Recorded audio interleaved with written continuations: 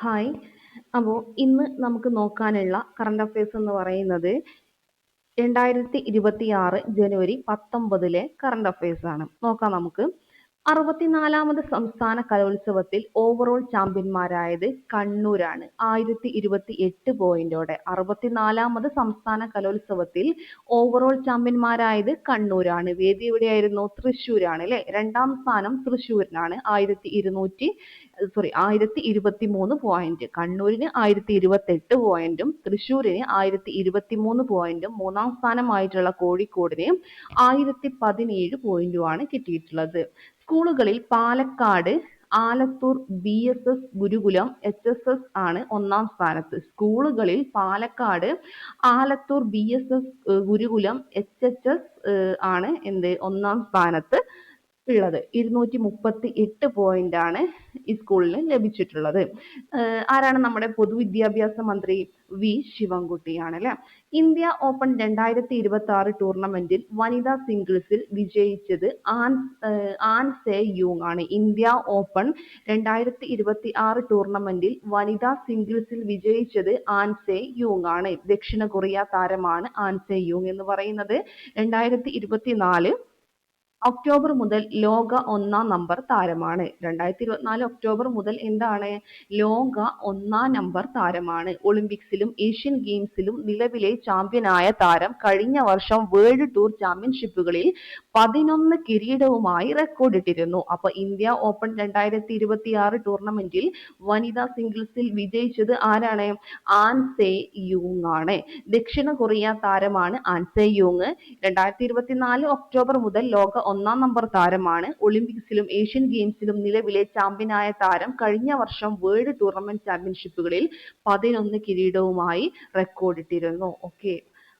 അടുത്തത് 2026 77ാമത് റിപ്പബ്ലിക് ദിന ആഘോഷങ്ങളിൽ മുഖ്യാതിഥികളായി പങ്കെടുക്കുന്നത് ആരാണ്? ശ്രദ്ധിക്കുക, ഇമ്പോർട്ടന്റ് ആണ്. ഇതിന് ക്വസ്റ്റ്യൻ വരാം. എത്രാമത്തെ റിപ്പബ്ലിക് ദിനാഘോഷമാണ്? 77ാമത് റിപ്പബ്ലിക് ദിനാഘോഷമാണ്. ഇതിൽ മുഖ്യാതിഥികളായി പങ്കെടുക്കുന്നത് Antonio Costa and Ursula von der Leyen. ആരാണ്? Antonio Costa and Ursula von der Leyen. Antonio Costa, Ursula von der Leyen. Antonio Costa എന്താണ്? യൂറോപ്യൻ കൗൺസിൽ പ്രസിഡന്റ് ആണ്. അപ്പോൾ Antonio Costa European Council president ആണ്. Ursula von der Leyen European Commission president ആണ്. European Council president Antonio കോസ്റ്റയും council Costa. Then Ursula von der Leyen എന്താണ്? European Commission പ്രസിഡന്റും ആണ്. European നാവികസേനയുടെ സാന്നിധ്യം ആദ്യമായി 2026 റിപ്പബ്ലിക് ദിന പരേഡിൽ ഉണ്ടാകും എന്നുള്ളതാണ് മനസ്സിലാക്കുക. 2026 ജനുവരിയിൽ ഇന്ത്യയുടെ 92ാമത് ഗ്രാൻഡ് മാസ്റ്റർ പദവി നേടിയത് ആര്യൻ വർഷ്ണേയാണ്. ആരാണ്? 2026 ജനുവരിയിൽ ഇന്ത്യയുടെ 92ാമത് ഗ്രാൻഡ് മാസ്റ്റർ പദവി നേടിയത് ആര്യൻ വർഷ്ണേയ്. ആരാണ്? ആര്യൻ വർഷ്ണേയ്. 2026 ജനുവരിയിൽ ഇന്ത്യയുടെ 92ാമത് ഗ്രാൻഡ് മാസ്റ്റർ പദവി നേടിയത് ആര്യൻ വർഷ്ണേയ് ആണ്. അർമേനിയയിൽ നടന്ന മത്സരത്തിൽ ഒരു റൗണ്ട് ബാക്കി നിൽക്കെ ആൻഡ്രാനിക് മാർഗരിയിൽ മെമ്മോറിയൽ കിരീടം ആര്യൻ നേടി. അർമേനിയയിൽ നടന്ന മത്സരത്തിൽ എവിടെയാണ് അപ്പം ഇത് മത്സരം നടന്നത്? 92ാമത് ഈ ഗ്രാൻഡ് മാസ്റ്റർ പദവി ആർക്ക് ലഭിച്ചു? ആര്യൻ വർഷ്ണേയ്ക്ക് ലഭിച്ചു. ഇതിന്റെ മത്സരം നടന്നത് എവിടെയാണ്? അർമേനിയയിലാണ്. ഈ അർമേനിയയിൽ നടന്ന മത്സരത്തിൽ ഒരു റൗണ്ട് ബാക്കി നിൽക്കെ ആൻഡ്രാനിക് മാർഗരീൻ മെമ്മോറിയൽ കിരീടം ആര്യൻ നേടി. ഇത് അദ്ദേഹത്തിന്റെ ഗ്രാൻഡ് മാസ്റ്റർ പദവി ഉറപ്പിച്ചു. ഒരു റൗണ്ട് ബാക്കി നിൽക്കെ ആൻഡ്രാനിക് മാർഗരീൻ മെമ്മോറിയൽ കിരീടം ആര്യൻ നേടി. ഡൽഹിയിൽ നിന്നുള്ള 8ാമത്തെ ഗ്രാൻഡ് മാസ്റ്റർ ആണ് ആര്യൻ വർഷ്ണേയ് എന്ന് പറയുന്നത്. എവിടുന്ന്? ഡൽഹിയിൽ നിന്നുള്ള 8ാമത്തെ ഗ്രാൻഡ് മാസ്റ്റർ ആണ്. ഓക്കെ, ഇവിടെ പിക്ചർ കൊടുത്തിട്ടുണ്ട്, നോക്കുക. അടുത്തത് ITDP global sustainable transport award 2026 പ്രത്യേക ജൂറി പരാമർശം ലഭിച്ച കേരളത്തിലെ ഗതാഗത സംവിധാനം Kochi water metro. ITDP global sustainable transport award ഏതാണ്? ITDP global sustainable transport award 2026 പ്രത്യേക ജൂറി പരാമർശം ലഭിച്ച കേരളത്തിലെ ഗതാഗത സംവിധാനമാണ് കൊച്ചി വാട്ടർ മെട്രോ. 2023 ഏപ്രിൽ 25-നാണ് കൊച്ചി വാട്ടർ മെട്രോ മെട്രോ നിലവിൽ വരുന്നത്. എന്നാ വന്നത് കൊച്ചി വാട്ടർ മെട്രോ? 2023 ഏപ്രിൽ 25-ന്. 2023 ഏപ്രിൽ 25-നാണ് എന്ത് ചെയ്തത്? കൊച്ചി വാട്ടർ മെട്രോ നിലവിൽ വന്നത്. ITDP global sustainable transport award ഒന്നാം സ്ഥാനം ലഭിച്ചത് സാൽവഡോർ നഗരം, ബ്രസീലിലെ സാൽവഡോർ നഗരത്തിനാണ് എന്ത്? ITDP global sustainable transport award ഒന്നാം സ്ഥാനം ലഭിച്ചത്. അപ്പൊ ITDP global sustainable transport award 2026-ൽ പ്രത്യേക ജൂറി പരാമർശം ലഭിച്ച കേരളത്തിലെ ഗതാഗത സംവിധാനമാണ് ഏതെന്ന് പറയുന്നത്? Kochi water metro. എന്നാൽ ഒന്നാം സ്ഥാനം ലഭിച്ചത് സാൽവഡോർ നഗരം, ബ്രസീൽ. ബസ് റാപ്പിഡ് ട്രാൻസിറ്റ് ശൃംഖല വിപുലീകരിച്ചതിലൂടെയാണ് സാൽവഡോർ നഗരത്തിന് ഈ പുരസ്കാരം ലഭിച്ചത്. ബസ് റാപ്പിഡ് ട്രാൻസിറ്റ് ശൃംഖല വിപുലീകരിച്ചതിലൂടെ ആണ് സാൽവഡോർ നഗരത്തിന് ഈ പുരസ്കാരം ലഭിച്ചത്. 2025-26 വിജയ് ഹസാരെ ഏകദിന ക്രിക്കറ്റ് ടൂർണമെന്റ് കിരീടം നേടിയത് വിദർഭ. 2025-2026 വിജയ് ഹസാരെ ഏകദിന ക്രിക്കറ്റ് ടൂർണമെന്റ് കിരീടം നേടിയത് വിദർഭ. വിദർഭയുടെ കന്നി കിരീടമാണ് ഇതെന്ന് പറയുന്നത്. ഏതാണ്? 2025-26 വിജയ് ഹസാരെ ഏകദിന ക്രിക്കറ്റ് ടൂർണമെന്റ് കിരീടം നേടിയത് വിദർഭയാണ്. വിദർഭയുടെ കന്നി കിരീടമാണ്.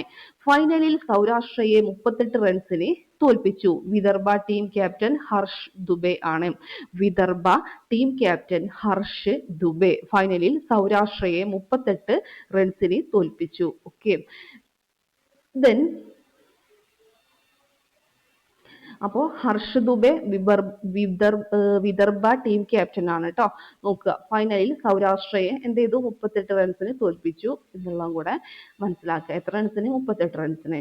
ഇനി റെയിൽവേയുടെ പരമോന്നത ബഹുമതിയായ അതിവിശിഷ്ട റെയിൽ സേവാ പുരസ്കാരം. റെയിൽവേയുടെ പരമോന്നത ബഹുമതിയായ അതിവിശിഷ്ട റെയിൽ സേവാ പുരസ്കാരം ലഭിച്ച RPF ഉദ്യോഗസ്ഥ ചന്ദന സിൻഹയാണ്. അപ്പൊ ചന്ദന സിൻഹ എന്ന് വെച്ചാല് റെയിൽവേയുടെ പരമോന്നത ബഹുമതിയായ അതിവിശിഷ്ട റെയിൽ സേവാ പുരസ്കാരം ലഭിച്ച RPF ഉദ്യോഗസ്ഥയാണ്. ആരാണ്? ചന്ദന സിൻഹ. ചന്ദന സിൻഹ റെയിൽവേയുടെ പരമോന്നത ബഹുമതിയായ അതിവിശിഷ്ട റെയിൽ സേവാ പുരസ്കാരം ലഭിച്ച RPF ഉദ്യോഗസ്ഥയാണ്.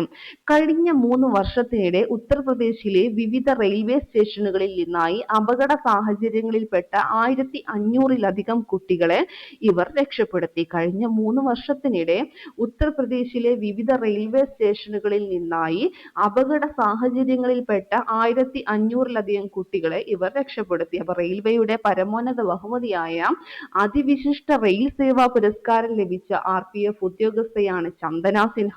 3 വർഷത്തിനിടെ ഉത്തർപ്രദേശിലെ വിവിധ റെയിൽവേ സ്റ്റേഷനുകളിൽ നിന്നായി അപകട സാഹചര്യങ്ങളിൽപ്പെട്ട 1500-ലധികം കുട്ടികളെ ഇവർ രക്ഷപ്പെടുത്തിയിട്ടുണ്ട്.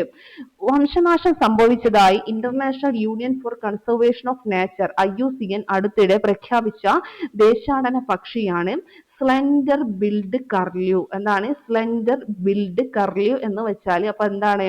ഒരു ദേശാടന പക്ഷിയാണ് സ്ലെൻഡർ ബിൽഡ് കർല്യൂ. വംശനാശം സംഭവിച്ചതായി International Union for Conservation of Nature അടുത്തിടെ പ്രഖ്യാപിച്ചു.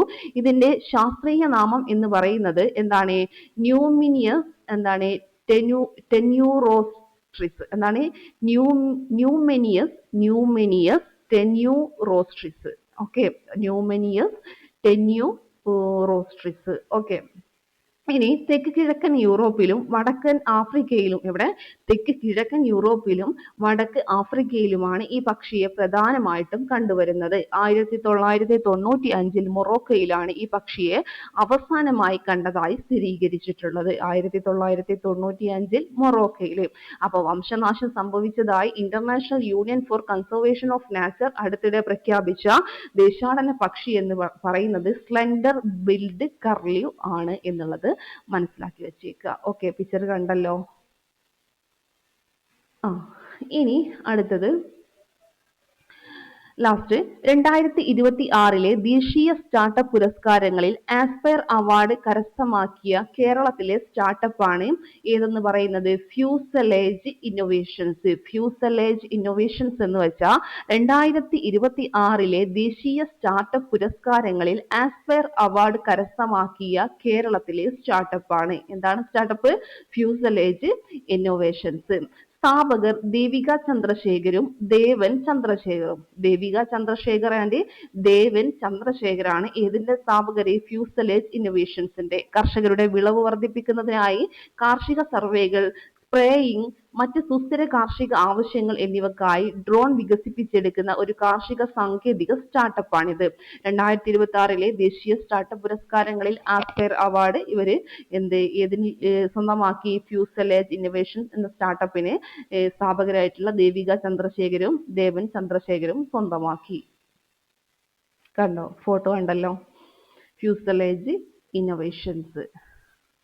ഓക്കെ, അപ്പോൾ ഇത്രയും കാര്യങ്ങളാണ് ഇന്ന് നമുക്ക് കറണ്ട് അഫയേഴ്സിൽ നോക്കാനായിട്ട് ഉള്ളത്. ഓക്കെ, അപ്പോൾ ഇത്രയും കാര്യം കൃത്യമായിട്ട് പഠിച്ചിട്ടുണ്ടാവും എന്ന് വിചാരിക്കുന്നു. ഇന്ന് അല്പം വൈകി. നിങ്ങൾ എന്ത് ചെയ്യുക, എക്സാം ഒക്കെ അറ്റൻഡ് ചെയ്തിട്ടുണ്ടാവും വിചാരിക്കുന്നു. ചെയ്യാത്തവരെന്ത് ചെയ്യുക, ലക്ഷ്യയുടെ ടെലഗ്രാം ചാനലിൽ അവർ നൽകുന്ന ബോർഡ് എക്സാം ഒന്ന് പോയി അറ്റൻഡ് ചെയ്ത് നോക്കുക. നമുക്ക് എത്രത്തോളം മാർക്ക് സ്കോർ ചെയ്യാൻ പറ്റുന്നുണ്ട് എന്ന് അറിയാലോ. ഓക്കെ, അപ്പോൾ ശരി, താങ്ക് യു.